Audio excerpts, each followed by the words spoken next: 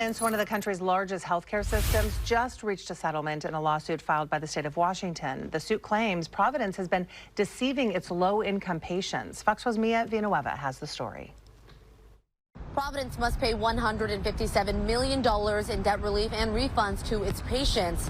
This comes after the state sued Providence for not following state law, which requires hospitals to give financial aid to their patients based on their income.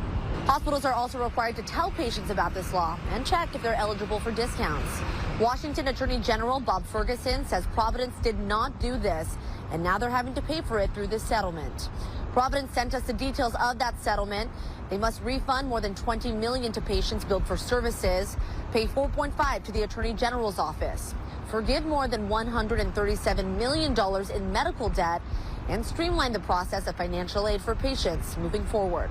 In a statement, Providence also said that serving those in need, regardless of their ability to pay, is at the heart of its mission and values. For Now Reporting, I'm Mia Villanueva. Good day, Oregon.